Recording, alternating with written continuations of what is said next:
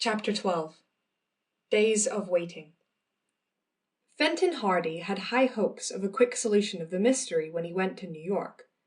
Possession of the wig, the hat, and the coat gave him 3 clues, any of which might lead to tracing the previous owner quickly, and the detective was confident that it would not be long before he would unravel the tangled threads.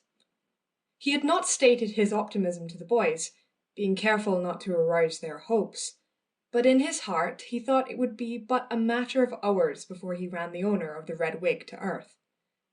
But obstacles presented themselves before him in bewildering succession.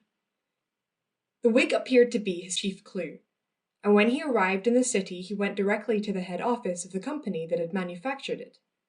When he sent his card in to the manager he was readily admitted, for Fenton Hardy's name was known from the Atlantic to the Pacific.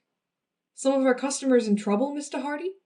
asked the manager, when the great detective tossed the red wig on his desk. "Not yet, but one of your customers will be in trouble if I can ever trace the purchaser of this wig." The manager picked it up. He inspected it carefully and frowned. "We are not, as you know, a wig-making firm," he said. "That is, the wig department is a very small side line with us." "The very reason I thought it would be easier to trace this," replied Mr. Hardy. "If you turned out thousands of them every year, it might be more difficult. You sell to an exclusive theatrical trade, I believe." "Exactly. If an actor wants a wig of some special nature, we do our best to please him. We only make the wigs to order." "Then you will probably have a record of this one." The manager turned the wig over in his hands, glanced carefully at the inside, felt of the weight and texture, then pressed a button at the side of his desk. A boy came and departed with a message. "It may be difficult. This wig is not new. In fact, I would say it was turned out about 2 years ago." "A long time, but still, I'll do the best I can."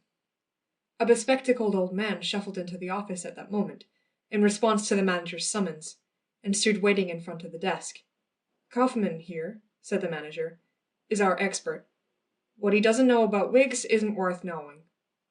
Then turning to the old man, he handed him the red wig. "Remember it, Kaufman?"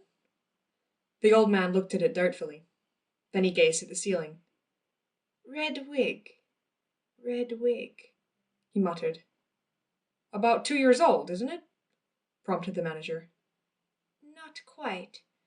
1.5 years, I'd say. Looks like a comedy character type. Wait till I'll think. There ain't been so many of our customers playing that kind of a part inside 1.5 years. Let's see. The old man paced up and down the office, muttering names under his breath. Suddenly he stopped, snapping his fingers. "I have it," he said. "It must have been Morley who bought that wig. That's who it was. Harold Morley. He's playing in Shakespearean repertoire with Hamlin's company. Very fussy about his wigs. Has to have 'em just so. I remember he bought this one because he came in here about a month ago and ordered another just like it." "Why would he do that?" asked Mr. Hardy. Kaufman shrugged his shoulders. "Ain't none of my business.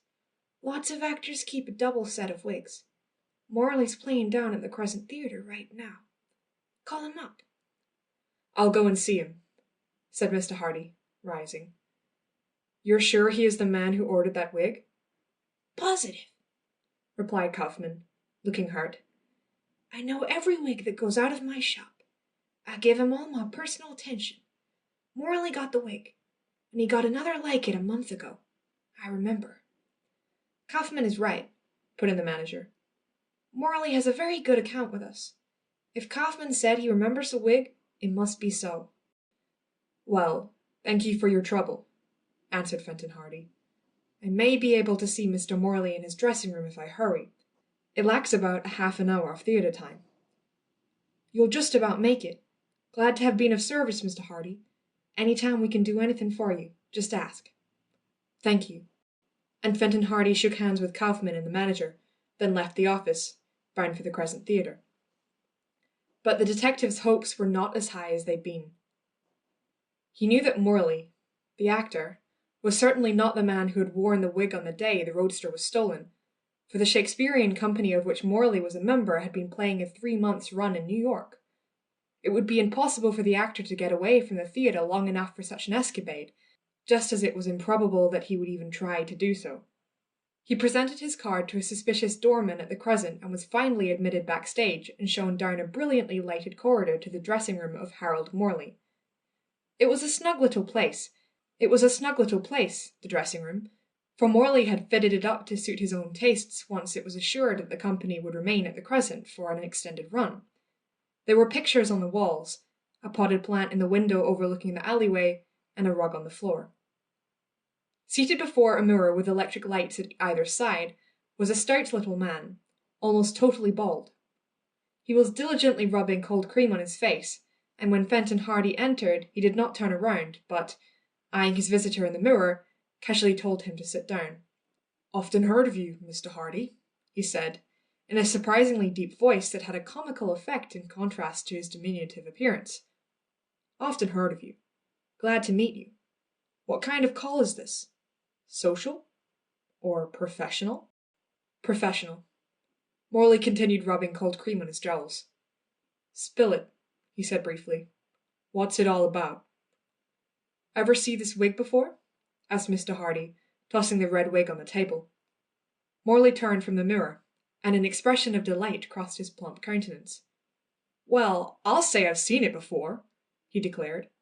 "Old Kaufman, the best wig maker in the country, made that for me about 1.5 years ago. That's the kind of wig I wear for Launcelot Gobbo in The Merchant of Venice. Where did you get it? I sure didn't think I'd ever see that wig again." "Why?" "Stolen from me. Some low-down egg cleaned out my dressing room one night.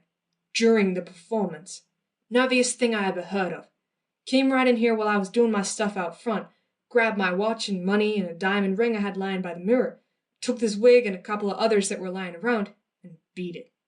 Nobody saw him come or go. Must have got in by that window." Morley talked in short, rapid sentences, and there was no mistaking his sincerity. "How many wigs did he take?" "About half a dozen. Funny thing about that, too. They were all red. Took nothing but red wigs. I told the cops to be on the lookout for a red-headed thief.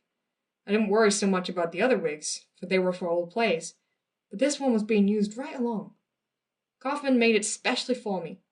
I had to get him to make me another. But say, where did you find it?" "Oh, just a little case I'm investigating. The crook left this behind him. I was trying to trace it." "Well, you've traced it all right.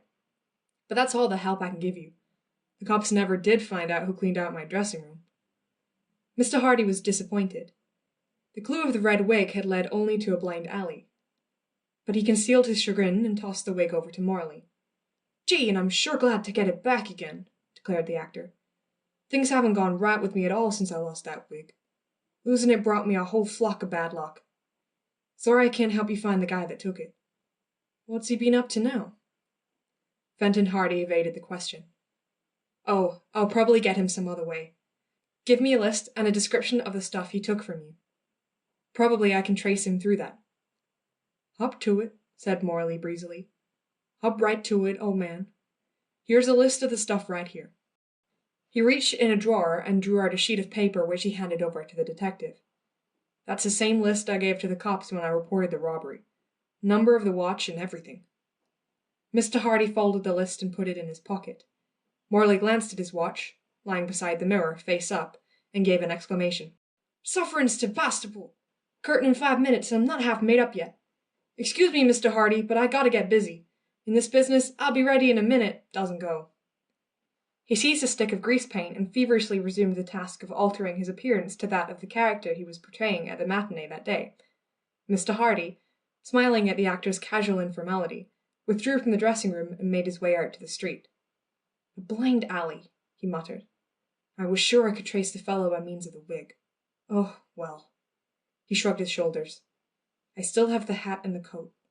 And if the worst comes to the worst, I can try to chase the chap through the stuff he stole from Morley. For it was probably the same man.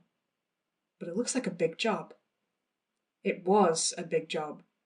Efforts to trace the purchaser of the hat and the coat were fruitless. The search ended at a second-hand store where the owner vainly tried to sell Mr. Hardy a complete outfit of clothing at a bargain, but could not, or would not, remember who had bought the coat from him. He sold so many coats, and at such bargains, that he could not remember the customers who came into his store. Mr. Hardy was forced to retire, defeated. The predominating quality of the detective's character was patience. When he found that he could not trace the thief through the wig, the hat, or the coat, he doggedly set to work trying to trace the man who had broken into the dressing room of the actor Morley, and this, in spite of the fact that the police had already given up that case as hopeless. Then, in his spare time, Mr. Hardy spent hours at police headquarters, poring over records, searching for particulars of hundreds of red-headed criminals. It was over a week before he found what he wanted, and it came from a chance note at the bottom of a police description of a thief who was at that time out on parole. But when Fenton Hardy saw the note, he knew he had stumbled on the clue he needed, and he smiled grimly. "It won't be long now," he remarked, in the popular phrase of the day, as he went back to his hotel. End of chapter 12.